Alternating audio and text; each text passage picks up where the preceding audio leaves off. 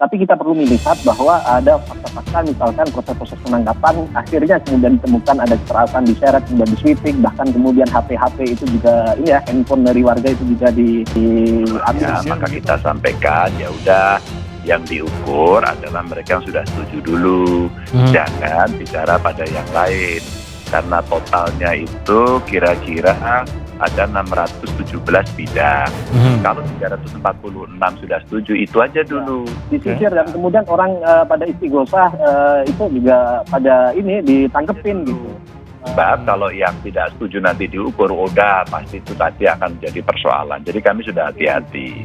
Dan main acak aja cara nangkapnya. Nah ini kan menjadi satu bentuk yang menjadi fakta yang kemudian bisa dielakkan. Ya, pada sehari sebelumnya kami komunikasi dengan Kapolda, dengan Komnas.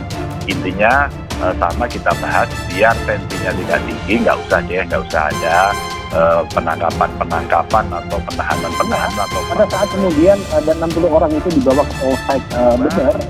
Karena terjadi situasi yang kemarin menjadi cerita di publik, ada yang kena pukul, ditarik-tarik, ya saya tentu sebagai gubernur meminta maaf lah. Kawan-kawan yang ingin memberikan bantuan hukum itu bahkan mendapatkan intimidasi dan penyusuan, bahkan tidak bisa berkomunikasi dengan kawan-kawan yang ditangkap. Saya sih berharap Pak Zainal ketemu Kapolda ya, untuk mengklarifikasi semuanya, karena saya juga tidak sepakat dengan apa yang disampaikan Pak Zainal. Selalu saja dalam konteks sumber daya alam selalu kemudian diposisikan bahwa benturan antara yang pro dan yang kontra, Anda pemilik lahan atau Anda tidak pemilik lahan. Perlu diingat bahwa yang terjadi di Wadas itu adalah rencana melakukan penambangan. Agar ini aman aja, maksud saya saling menghormati. Maka saya katakan di awal, dan mohon maaf Pak Zainal, kita bukan cerita soal yang berapa yang setuju, berapa yang tidak dalam konflik agraria. Bukan.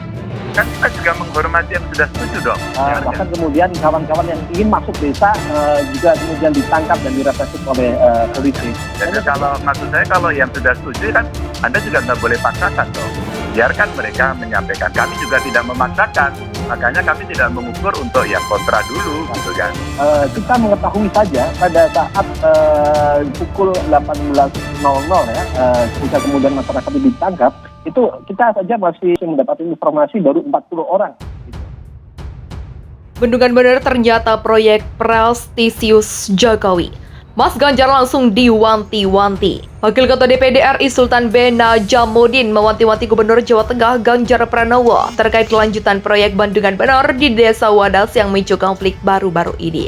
Kendati Bendungan Bener menjadi salah satu proyek prestisius Presiden Joko Widodo, tapi Ganjar diminta tidak terlalu memaksakan diri soal pembangunan bendungan bernilai 3,79 triliun itu.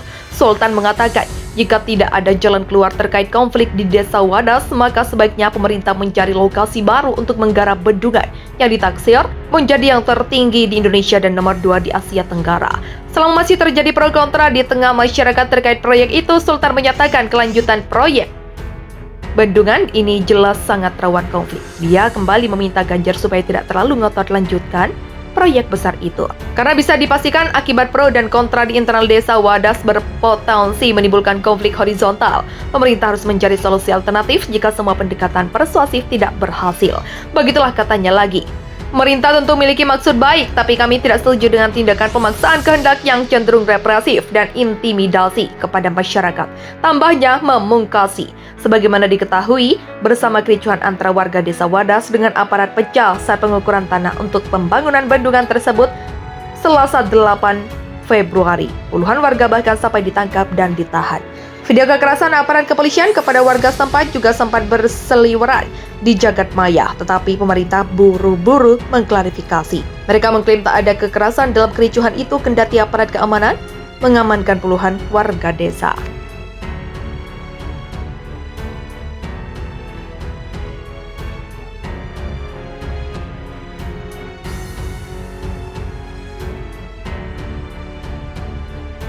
Ganjar Pranowo akan kembali ke Wadas.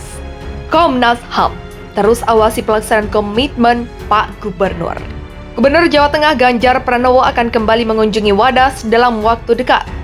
Ganjar Pranowo akan kembali ke Wadas untuk membangun komunikasi dengan warga setempat. Selain itu, Gubernur Jateng Ganjar Pranowo bersama Komisi Nasional Hak Asasi Manusia memiliki 3 agenda untuk menyelesaikan permasalahan Wadas. Komnas HAM dan Ganjar Pranowo memiliki 3 agenda terkait rencana pembangunan bendungan bener di Desa Wadas, Kecamatan Bener, Kabupaten Purworejo. Menurut Gubernur Jateng, pihaknya juga mengajak Dinas Pemberdayaan Perempuan dan Perlindungan Anak untuk terlibat masuk. Insya Allah, kami akan masuk. Saya senang tadi ada informasi KPAI mau diajak masuk, itu bagus. Begitulah lanjutnya. Pihaknya mengungkapkan, evaluasi teknis yakni isu lingkungan, isu penambangan, dan melibatkan Balai Besar Wilayah Sungai, serta Badan Penanahan Nasional selaku institusi yang mengerjakan. Kami juga akan coba ngobrol dengan warga, sehingga betul-betul mereka nyaman bisa berkomunikasi, ujar Ganjar Pranowo. Menurutnya, Komnas HAM juga terus memberi masukan padanya, termasuk tokoh Nahdlatul Ulama Imam Aziz. Sementara itu, anggota Komnas HAM, BK Ulung Hapsara, memberi apresiasi komitmen Gubernur Jateng Ganjar Pranowo soal kasus Wadas. Pak Gubernur Jateng komitmen untuk menjalankan itu semua, ucap anggota Komnas HAM pada Jumat 11 Februari 2022. Komnas HAM juga akan melakukan pengawasan dan memfasilitasi dialog pemerintah Provinsi Jateng bersama warga Wadas. Pria yang akrab disapa Doel itu bilang survei di tingkat nasional, Ganjar masih di puncak elektabilitas bursa capres. Posisi itu konsisten sejak tahun lalu hingga saat ini. Kalau survei tingkat nasional, Ganjar posisinya masih di atas. Ini tercermin dalam beberapa lembaga survei, misalnya Litbang, Kompas, atau lembaga survei lainnya. Begitulah tuturnya. Noel yakin seiring berjalan waktu, Ganjar yang disebutnya The Next Jokowi ini semakin diterima di seluruh provinsi, bahkan di basis masa non-pemilih Jokowi seperti Sumatera, Jakarta, dan Jawa Barat. Untuk diketahui, dalam survei bertajuk Survei Evaluasi Kinerja Pemprov DKI Jakarta dan Peta Politik Menuju Pilgub 2024 yang diadakan lembaga survei Populi Center, ada 22 nama yang diajukan sebagai Capres 2024 pilihan warga DKI Jakarta. Dalam pertanyaan terbuka yang diajukan kepada masyarakat DKI Jakarta terkait tokoh yang akan dipilih sebagai presiden jika Pilpres dilakukan hari ini, hasilnya Anies menduduki posisi teratas dengan elektabilitas sebesar 29,0%. Kemudian disusul Jokowi dengan 20,3%. Prabowo Subianto 11,7%, Ganjar Pranowo 5,8%, dan Sandiaga Uno 2,5%. Peneliti Populi Center Raufif Menang Imawan membeberkan survei Populi Center. Pada Rabu 9 Februari lalu, masing-masing Ridwan Kamil 1,7% dan Basuki Cahayapurnama 1,2%. Sementara Tri Risma Harini, Andika Perkasa, Erick Thohir, Susilo Bambang Yudhoyono, Najwa Shihab, Gatot Nurmantio, Agus Harimurti Yudhoyono hingga Airlangga Hartarto mendapatkan persentase di bawah 1%. Nama tokoh lain mendapatkan persentase di bawah 1%. Adapun sebanyak 22,8% responden tidak merespon pertanyaan ini garing masuk kategori tidak tahu atau tidak jawab.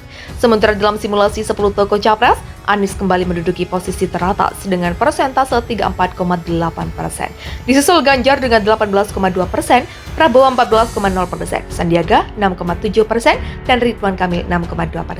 Agus Harimurti Yudhoyono 4,3%, Jenderal Andika Perkasa 4,2%, Erick Thohir 3,7%, Airlangga Hartarto 1,5%, dan Puan Maharani 0,5%.